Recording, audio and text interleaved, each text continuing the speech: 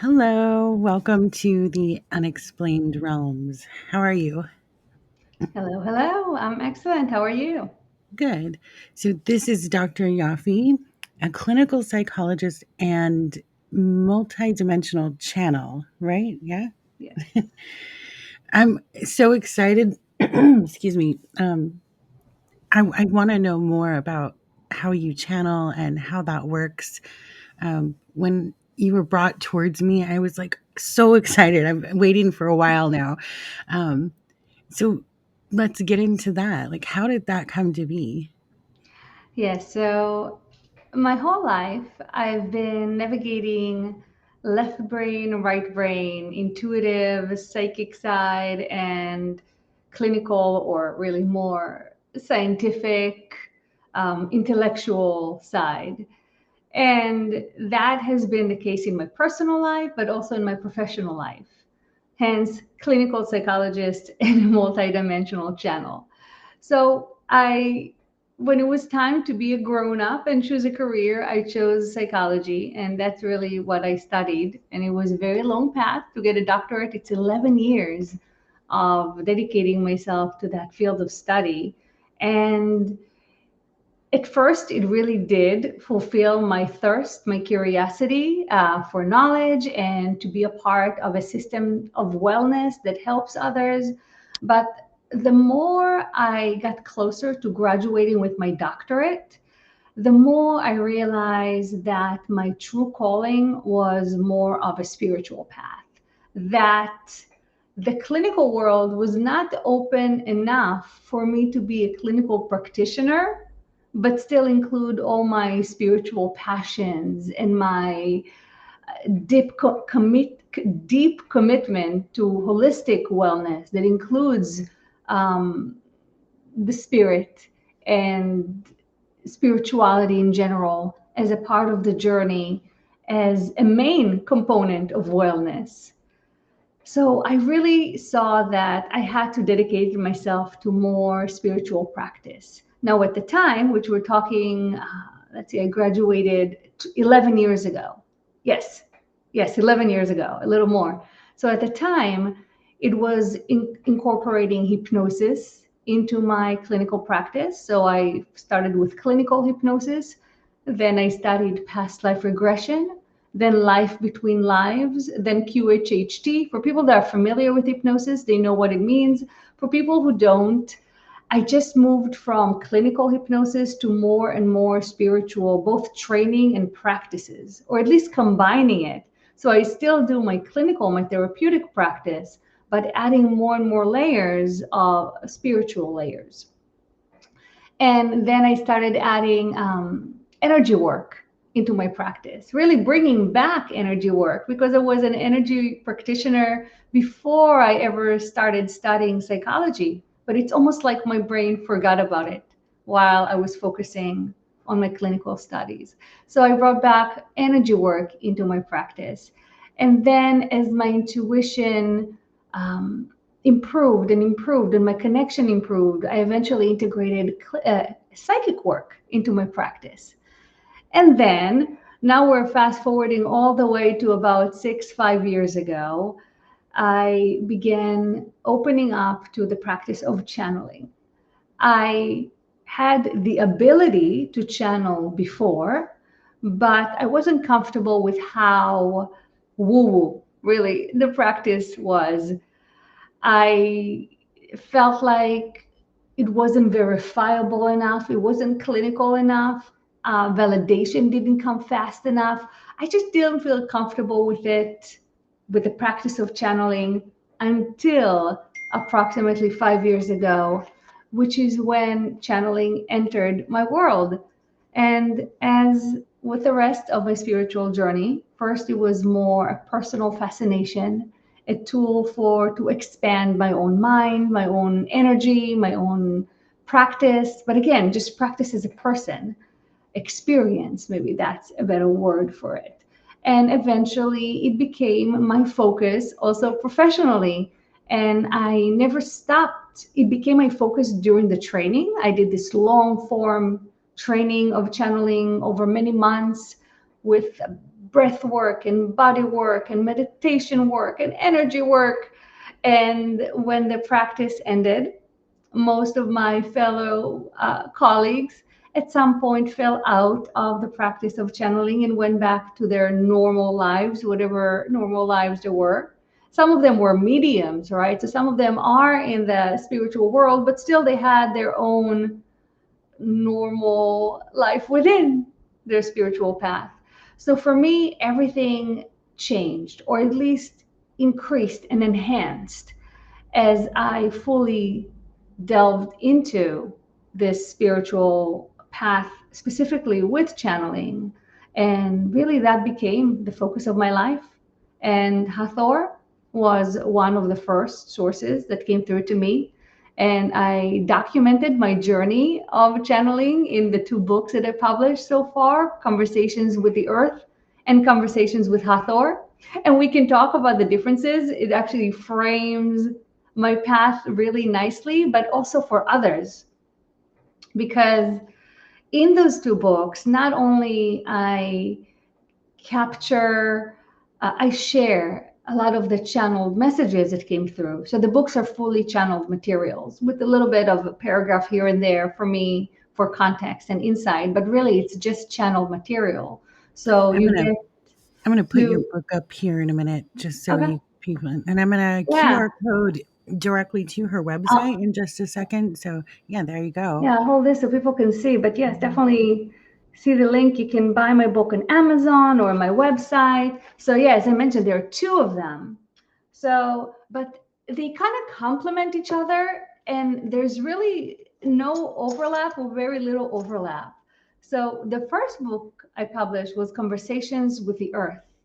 And at least half of this book, or I don't know if half, at least the first part of it was channeled while I was still doing my training. So the beginning was of this, a part of my journey as a new channeler, opening up to many, many, many, many different sources, earth elements and earth energies and different galactic sources and councils and collectives and individuals, just a lot of different sources with the focal point of earth and humanity and the shift that we're going through right now.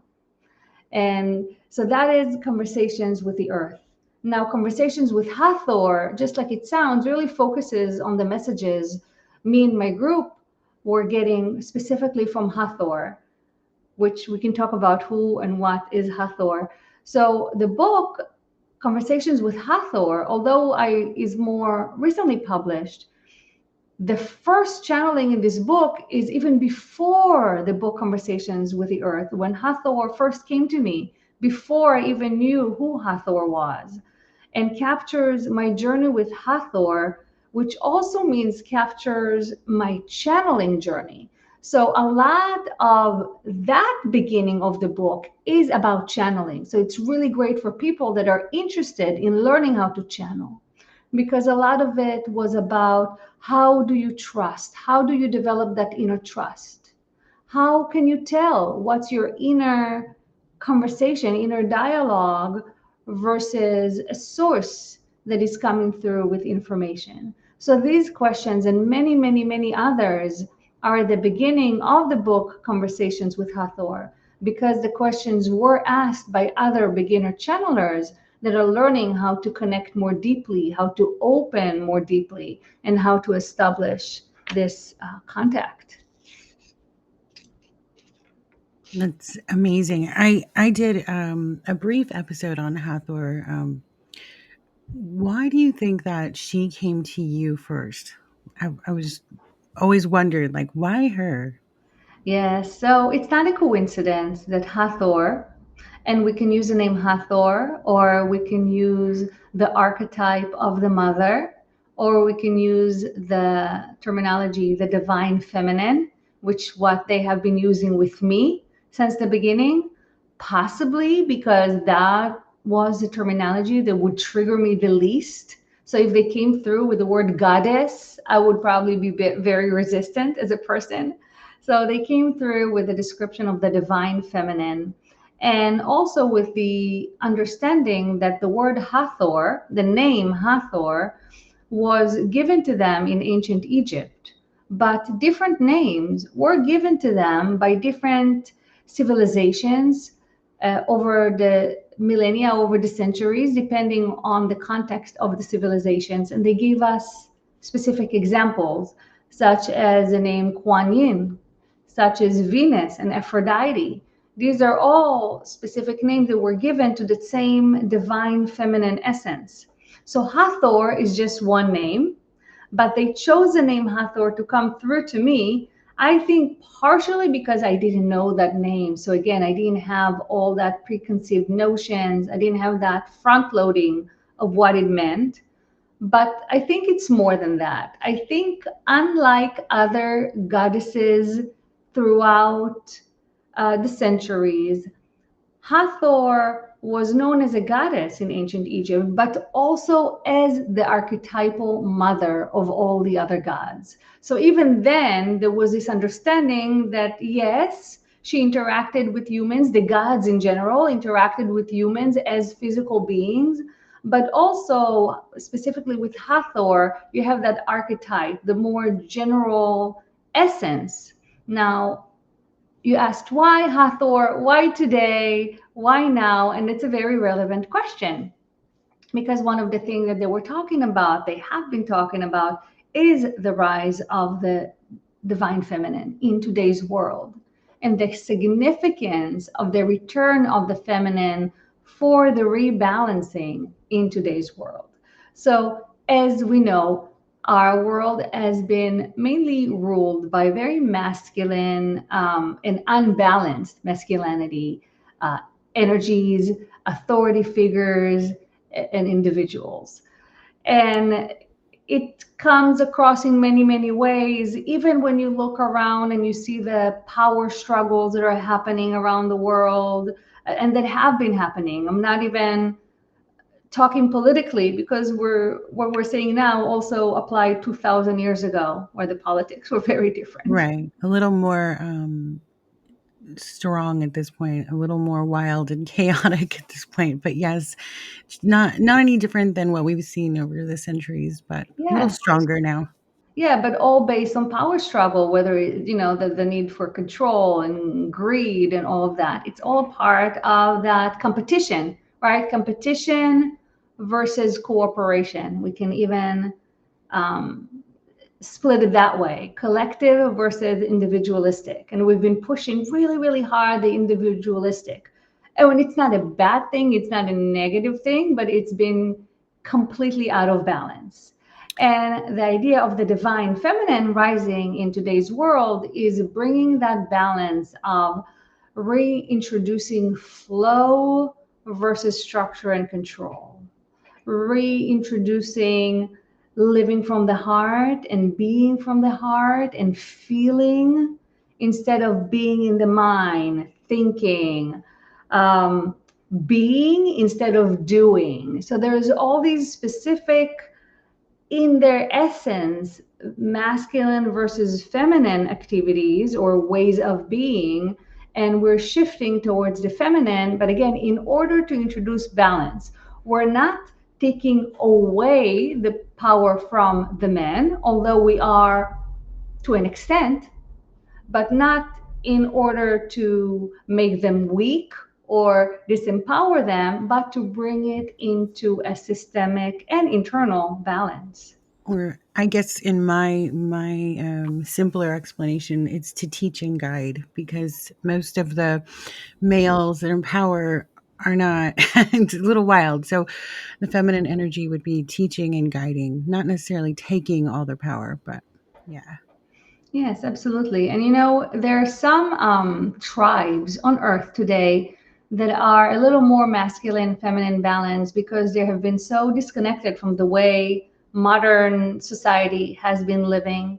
And in those tribes, they tend to be matriarchal in their orientation, which is towards the feminine, but for example, the men are still the one that hunt and still the one that are in charge of protecting both of the property, territory, and also to get food. However, they're aware that if they didn't have the feminine voice to tell them, okay, this area is hunted enough, now we're going to focus over here, or okay, now it's time to talk peace, not to fight over territory. They're aware, they have the awareness that if they didn't have that feminine voice to make the decision, then things would lose their balance. And for example, with their masculine tendency, they would overhunt a certain area. And that's just a simplified example, but it's an actual example that's taking place in reality.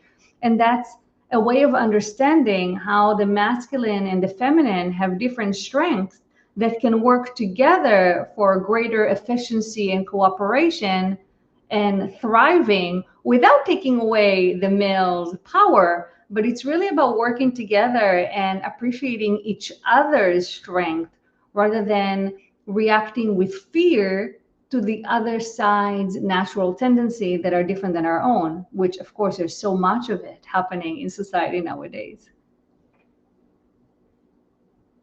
So if you think, I read on your website that you do Akashic records, channeling like that.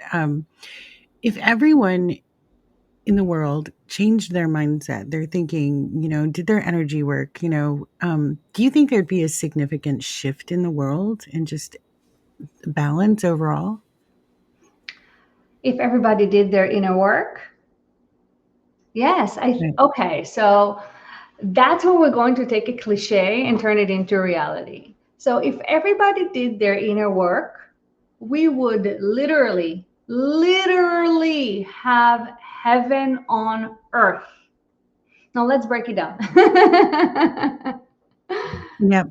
The guides say that repeatedly. My experience, both as a psychologist and as a person, shows that repeatedly. That first of all, we cannot change what's out there. We can change what's in here. And we know that from the most basic, practical, psychological point of view. And that is accurate. But also energetically, the more we are clear, the more we are balanced, the more we are mindful and aware of our own nature and our own abilities, and we can talk about what those are, the more what we see reflecting to us in our environment is that clarity, is that harmony, is that state of beingness. And I used to have a problem with that. My left brain, critical mind, used to say, yes, but. There must be a caveat to it. There must be some objective reality that we are perceiving in addition to what and how we are perceiving. There must be some external objective reality.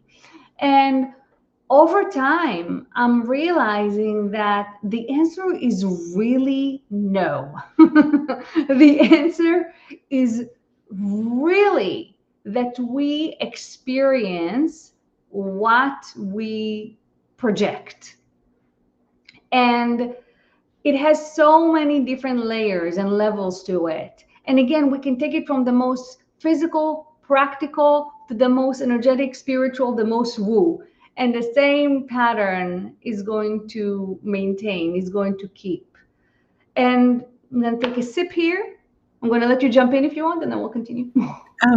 I don't know. I hear you, and there's when I've done my inner work, there is always that but, like but. Though more frequently in life these days, no matter how much positivity, no matter how much I shift my mindset, I encounter the worst people every day. What do you think that is? You think I'm Yes. attracting it, or because I know a lot of people tell me, "Oh my God, I'm the same way. Why are so many bad Mm-hmm. people like Yeah, there is surrounding a me?" reason. There's actually a reason. So, one of the things that the guides are saying about to take today's times, the fact that we're accelerating our change, the fact that we are collectively going up an octave and experiencing this shift. It also means that anything that's left over in terms of things that we need to be aware of, things that we need to face, things that are still triggering us, so we must face them and deal with them so they're no longer triggering us. Anything like that is going right now to come up to the surface full force so we can no longer avoid it. That means, let's say you've been doing all this inner work and you're working on being loving, you're working on reducing judgment and being patient with the self. And let's say you did all this beautiful work, but there's little points on the bottom that didn't get fully addressed. Your higher self will say, wait, wait, wait, wait, wait, wait, notice this, and let's send you a person to trigger this. Let's bring her this situation so this can no longer be ignored. So anything that's left, even a little bit somewhere in the background, whether it's yours or your ancestors, whether it's family or friends, it's all going to be pushed to the surface so it can no longer be ignored. That makes so much sense. Thank you for that because now I know. I Yes. now know like it's a certain type of people that I'm being approached by, particularly angry men, and Mhm. they want to yell. And there is something to that in my past. So clearly I haven't done all the work yet. So once Yes. I do it, that'll stop probably. So I can tell you exactly what it is. So, one of the patterns that is coming up, and it's coming up in your energy field, but the reason that it's good to share it because it's coming up for like 40% of women. 40% of women. Think about how many people on earth right now are dealing with this and experiencing this specific pattern. And this pattern is, and it's not only for women, but a lot of women are experiencing it. And the pattern is learning to maintain our sovereignty. So, learning not to give away of our sovereignty, not to compromise our wellness, our integrity, our energetic integrity when being exposed to criticism, oppression, and any challenges that have to do with expression, right? So people talking bad about you or something related to that. It's usually something related to that. And it's all about us learning to not lose our sovereignty, to be able to experience stuff like that and maintain our energetic fullness, glow, and integrity. And it That's sounds easy, it sounds simple, but it is such a deep lesson. And this is something that we are learning on a very, very, very deep level. Again, we're talking ancestry work. This is something that has been carried generation after generation after generation. And right now we are breaking this pattern, we are breaking this cycle. But as we said, it's so much easier said than done, right? You can say absolutely. that in theory, and oh, yes, of course. I don't care what people say about me. Of course, I know my worth.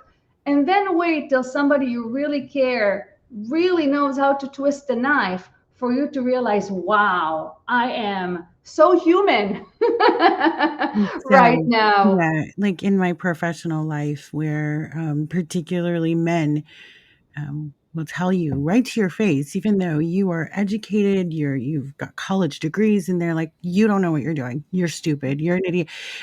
It's hard to keep that energy level up of confidence because somebody's literally, I mean, just hit me already because it's easier to deal with than your words. So that's kind of like something Yeah. I've been wrestling with. So Yes. I need to And do my work. yes, yes. And that's when the work is doubled. And again, especially nowadays, because we're being called to function on such a high level. So not only your job, your lesson is to learn to handle them without losing your sovereignty. Now you have the work of reacting as a human, as a woman, as an emotional being and then not adding your own criticism to the mix. So now you need to realize, wow, I was really shaken emotionally. And then you need within yourself, not in front of the man who is trying to put you down, but within yourself, you need to be able to hold that super compassionate space for yourself. So you have a space to feel without feeling weak.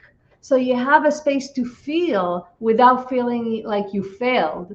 So you have a place to feel while still at the same time you can comfort yourself and be strong for yourself and know that it's okay. I'm going to process all these emotions, all these beautiful experiences that is me, and then I'm going to come out with my sovereignty and my glow. And I'm using the word glow because I really feel like we're sparks. We are each actual spark of the light of source. So that's why I like the word glow, because we each have our glow. You know, I we're agree. sparky. We're quite When sparky. I do like my own protective work, like whatever is in front of me, whatever's threatening me, that's what I envision, like sparks around me. Like you can't penetrate the sparks in front of me. So that's, Exactly. yeah, I agree. But, and you do like sessions, channelings, readings, energy healing. Tell us about energy healing. Like, it's people can actually book you a session and do some of that. What is entailed? What happens with energy healing? Yeah, that's a really cool question because it can mean so many things. And even if in my personal journey, and I'm just one practitioner, it has changed so much. So when I first learned energy healing, I actually learned a Filipino method called inner dance. That's a translation of the name of it. And it was with a group of Filipino friends. I was the only non-Filipino. I don't know why. It's so strange. It didn't seem strange at the time. Only looking back, I realized how strange it is. And they all went back to the Philippines, except for ones who went to London. But we were in New York. I was living in New York at this time, and we practiced as a group. They taught me the method that they were familiar with from the Philippines. And it's very, very intuitive, and it's called energy dance because it's all about movement of energy. And when you see the energy in your mind's eye, that's how I see it. I really see it's like the energy is going on a dance, all these beautiful swirls and movement. So it's called the energy dance, inner dance. And we practice it together. So that is something that I did 20 years ago, way before I started studying psychology. And after I graduated with psychology from the with a doctorate in psychology, I also studied Reiki. So I kept on enriching myself with the different modalities, but I really stayed with that intuitive flow, which I learned from inner dance, of really feeling the energy and allowing the guides and your teams and the clients team to really work with you and guide you to wherever the flow needs to be enhanced. And then a few years ago, as I delved deeper and deeper into channeling, I also discovered light language, which we can talk about what it is, but in essence, it is sounds that are being made that are channeling in the channeled state that are not exactly language as we know it, they're not English, hence light language. And it can be like language, sounds that sound like language, or it can be just sounds and tones and tuning, which the guides call field tuning, Hathor, that's what they call it, field tuning. And in essence, the sounds are frequencies. And the sounds send frequencies that then work with your energy body. And the different words like sounds work with different energy centers with your central nervous system. So, different energy centers in your brain and your heart and your gut, and the more general sounds and tones, which is Hathor field tuning, work a little more generally with your field. So instead of very specific pathways, more general, the field of your heart, the field of your whole beingness. And with so as I mentioned, it sounds, but it's really frequencies that are moving your energy field. So I send the energy and I work with the guides, and at the same time, they make the sound. So today, when people book light flow sessions, if the light language is too weird for them and they want purely energy session, we can do that. But if they like the light language, I call on Hathor and Isis. Those are the ones that do the light language through me. And they speak and sing and weave the energy and work with people's field in that way. So when you do energy healing like that, it's like healing maybe trauma or just blockages in the world or what The healing, specifically? yeah. So when you talk about energy healing, the healing is energetic, just like it sounds with the name. But what does that mean? That means that it can assist with certain things. So let's say that you have a physical problem, and let's say that the physical problem has to do with digestion. Yeah, let's say you have irritable bowel syndrome, just because it's very general.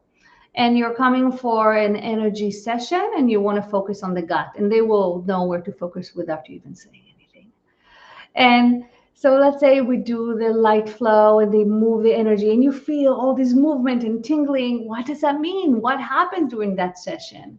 That means that right now we move the energy. It's relatively clear. It's relatively, inflammation is going to be lower. Whatever blocks is going to be flowing. However, is it going to completely heal your physical condition? Unlikely. More likely, it's going to be a temporary alleviation that puts you at a different starting point. Now, if nothing else changes in your life, it's very likely to be temporary. And within a couple of days, every person is different in terms of the time, but a couple of days is a pretty fair assessment. Within a couple of days, it can begin going back to your baseline. However, because it's putting you in a different starting point, let's say you make other changes. Let's say that now you also modify your diet a little bit or reduce your stress level, which is probably a contributing factor just as much as your diet. Um, that energy session of putting you in a different starting point because of your current energy state will allow the changes to take hold and will allow you to see results. So because it's energetic, it's putting you in a different starting point, but it's very good at actually energizing. So people that have physical issues that include fatigue or that the body is exhausted from fighting the chronic symptoms or chronic issues, it does give you a really nice energy boost, but it is temporary. It almost always is temporary. But inspiring to, like you said, maybe once you feel a little bit better, you're able to modify your diet. You're able to see clearly the path that you need to take.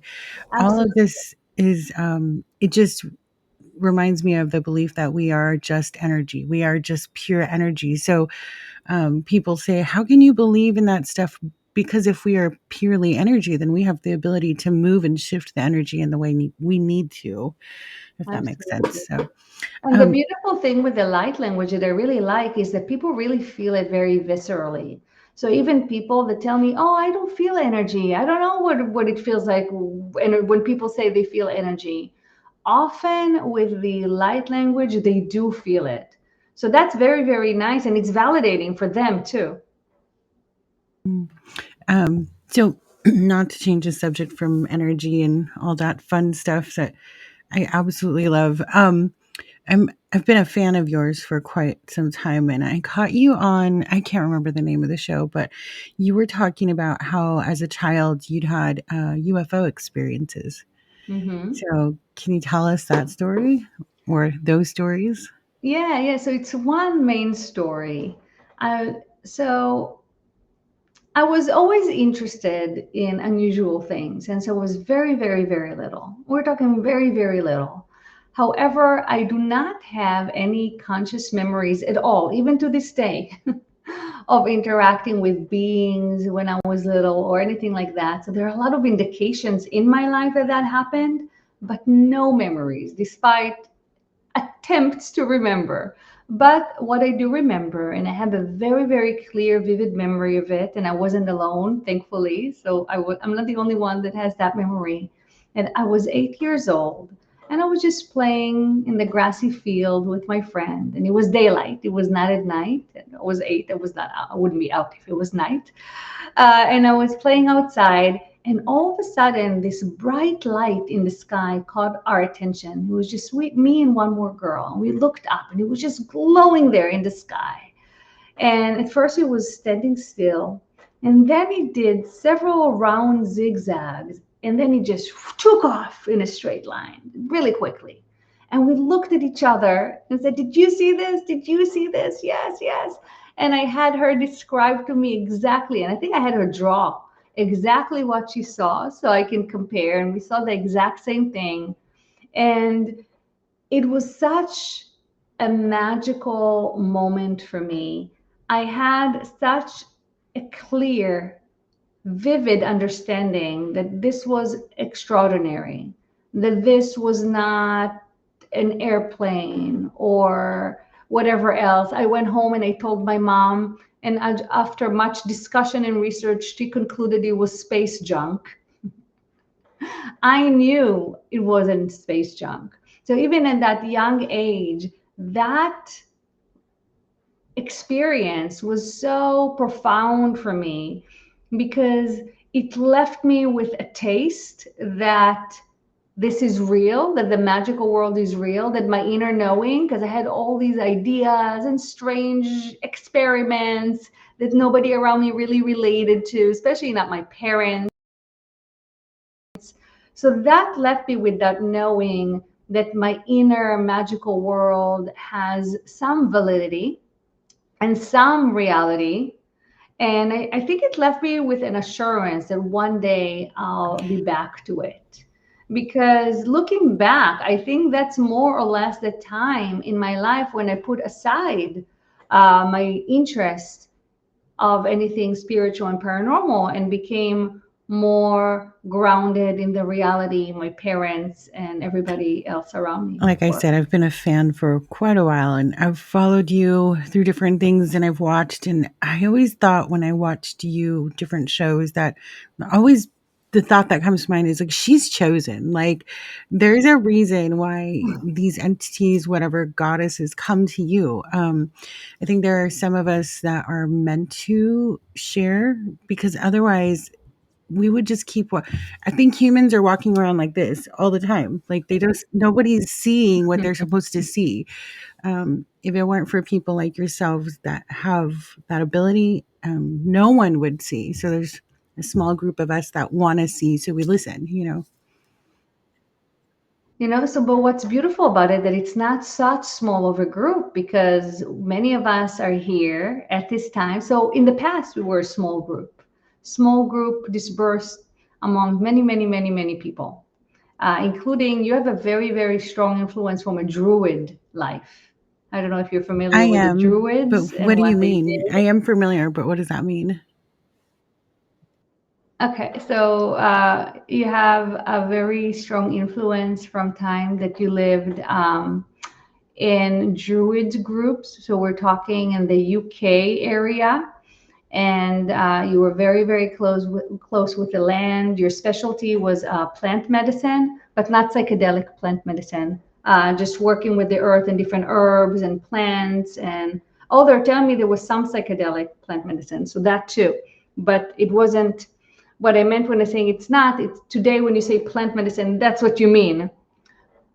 Back then it was more medicine woman. They're telling me that's also not a correct term because today we use it like almost like interchangeably with a doctor, but it wasn't like that anyway. So you have very strong, because you have more than one life there, influences living as a druid, and that influence today your also relationship with nature and plants and something that you're very connected to. You're not the first. You're But not the first the other person. thing is that we Sorry, have, you're not go the ahead, first go ahead. person to tell me that. I've had multiple different people on the show, and right afterwards, they're like, "I didn't want to see it on camera," but and it makes sense. If you saw the amount of plants I have in my world, you'd be shocked. You're like, "What them?" My husband's like, I mean, how many is enough? I'm like, they're not never enough. So yeah, Crystals and I'm plants, they're heavily never enough. involved with plants. They're everywhere. I have them everywhere. Um, Yeah. So I cannot tell from looking at the screen, but the guides are bringing it up as a major, major influence for you in this lifetime. So I'm not surprised at all that you're surrounded by plants all yeah. the time. But yeah, I had another psychic tell me that I was an elemental in another life, that I've had multiple lives. I don't know. So it's fun to hear though, but little things that may have come forward from my past lives, they are present in my current life. So interesting. Yeah, absolutely. Yeah. Do you do readings like that often, or do people come to you for that? Yes, absolutely. Absolutely. I do individual sessions. I keep them to 30 minutes. I know that's something that new clients are often shocked, but only 30 minutes. What if I want longer sessions? I'm very fast. I talk fast. You get a lot of information. It's a way to keep it affordable for people, energetically not as taxing for me. And you get a lot of information in 30 minutes. So I keep the sessions to 30 minutes and people can get either readings or channelings or light language energy flow Right. sessions I would from me. imagine it's extremely draining for you, especially working with like maybe multiple teams and guides. So yeah. It's very interesting because it's energizing. So I didn't think it was exhausting because on the conscious level, it's very energizing. It's exciting, it's interesting, it's physically exhilarating, but there's something about it that on energetic level, it's taxing. So the only way I can describe it that it's similar to exercising. So if you go to the gym, afterwards your muscles are kind of like exhausted. So on one hand you have the adrenaline, right? So you feel like kind of cool and energized. On the other hand, your body is kind of tired because it just got a workout. On the third hand, if we had a third hand, your body is actually getting stronger because you're working out those muscles. So it's not exactly the same, but it's similar in a way that it's somehow at the same time energizing and exhilarating, but also somehow taxing for the system in a more vital energy kind of way that I'm not aware of, but that still influences even the physical body. And I learned that the hard way.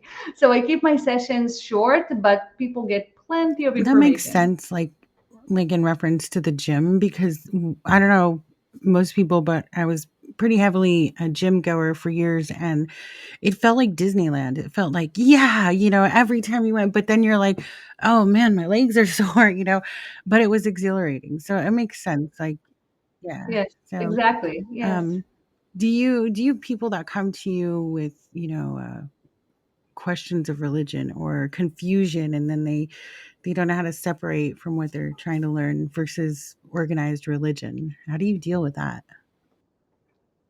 Yes, that's very common. Now, if they're looking for a channeling session, I don't have to deal with that. Hathor can deal with that, or maybe Jesus wants to come through and deal with that. One of the advantage of being able to channel Jesus, Yeshua, that he can actually counsel people in ways that are more specific than I can, especially if that's their religious background. But if it's not about channeling, it's about if it's counseling or a reading, I really teach people to take what really resonates with them as truth, as constructive, as helpful, and put aside what is not. And putting aside can be rejecting completely something that you feel goes against what you stand for, what you feel, what resonates with you. Or it can be putting in the gray box, in a maybe box. If you're just not sure about it, maybe it used to resonate, now you don't know anymore. Or maybe it's something new that sounds a little weird, but could work, could not work, you're not sure about it. So you have that gray box, that maybe box. And use those boxes and start really leaning on your own inner discernment rather than what or even who is saying what they're saying. So, of course, Knowing where you consume information is a part of your discernment, but beyond that, beyond knowing the source, really learning to feel what feels right to you. Is this something that you want to follow? Is this something that brings you more towards connection, towards unity, or does it add to fear and separation?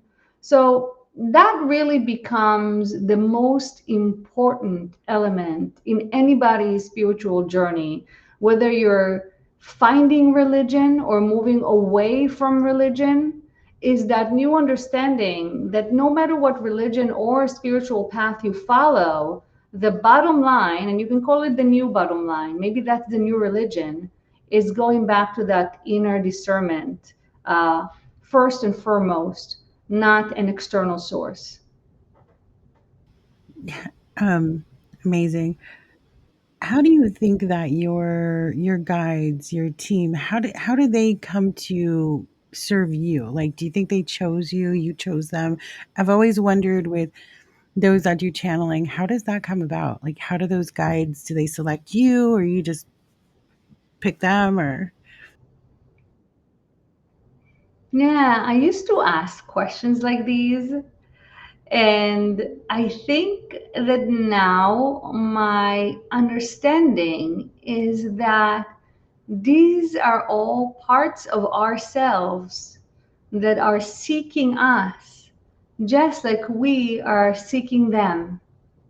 So we are at a point of our spiritual development that we begin to actively call out to different aspects of ourselves.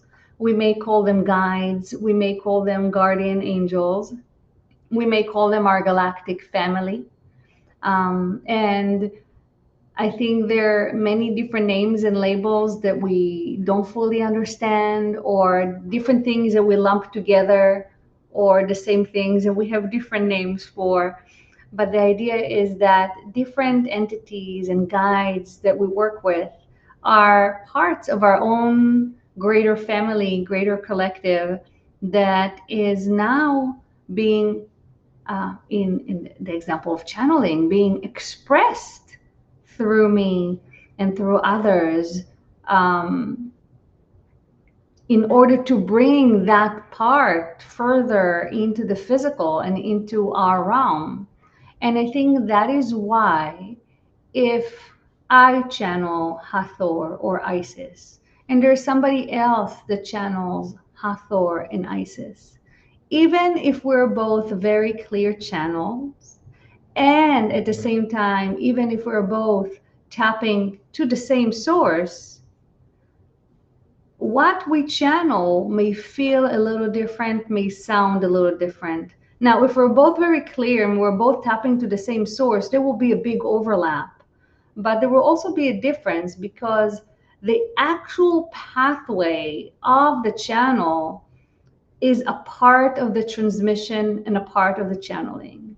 And even the clearest, purest channel still has filters, as even our physical body is a filter. Our neurology is a filter.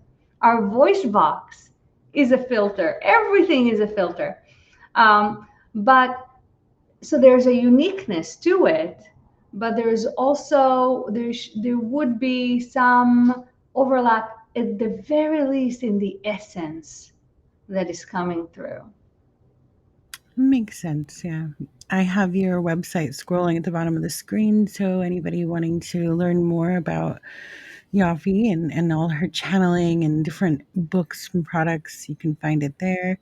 Um, I I don't know, like I said, big fan. You do Zoom channeling groups, and that's like mostly online. Is there multiple people in those groups when you're doing that?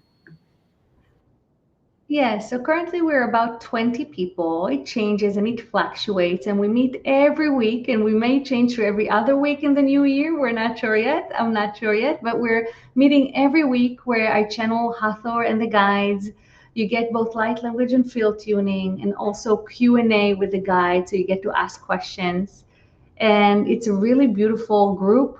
It's a way some of us have been meeting for 5 years now. That's why I'm saying us. So it's me channeling, but other people, you're really a part of that space, of holding that space, of being in that energy. It's really a beautiful community. I'm so, so happy, proud of, and love my little group. And yes, that's a way to be in the energy, to ask questions, or just to be a part of it. And if you're curious, it's only $20 a month currently. So it's an opportunity to Definitely. really I get a chance to definitely might jump experience in there that. sometime. I want to get to the point in my life where I am only attracting the positive people and like-minded, and not have some of the stuff that is surrounding me so much. Maybe jumping into groups like that would help. I don't know. So, um, It does, because it increases your frequency, really. And also being a part of a group, and you don't have to join my group. You can join any group that really resonates with you. But joining a group that meditates regularly or does something like some kind of a group activity that is based on frequency, based on harmony, really does raises your frequency, because there is power in numbers in that way. And it can be meeting with two friends. It's not power in numbers, the more the better. But the whole idea of being in a group, being a part of it, you really do amplify each other's energy, and you resonate in coherence, which then amplifies you even more. That's what field tuning is. So yes, absolutely. It helps in terms when people think about protection, which I actually don't love that word, but it helps with that because it helps raises you, which your frequency, which then makes you a little more resilient. yeah, I agree. Yeah. So, like I said, I'm so impressed with you. I love your work. I follow you. Every time I Thank you so see much. like, oh, she's on this podcast, I'm like, I gotta go listen. I gotta go watch. It's just always been my belief that you are one of those ones that's chosen. That's why you see and hear and are able to spread it to the rest of us, which is amazing. Yes. Thank you. I appreciate it. Just know that you and everybody, you are chosen too. That's why Mhm. you're here. We're all so, so Right. special, so, so precious. So Right. honor your own Right. light. Thank you so much for coming on. Is there anything else you want to share with all of us? No, I think it's a good high point to end with. Honor your own light. Or you know what? I just came back from the Oh, channel panel, and Rob Gothier was moderating the last panel, and he asked the guides. We were all channeling. Asked the guide to share 5 words with us. And Yafi in the background was thinking love, awareness. Like me as Yafi is coming up with 5 words. I was last on the panel, so there were a lot of people channeling until he got to me. And when it was time for Hathor to speak, to my amazement and amusement, the five words were remember your divinity and party. that would be Hathor. She was the life of the party. So yeah, So I'll that's. end with those words. Well, thank you again. You have a blessed day. You as well.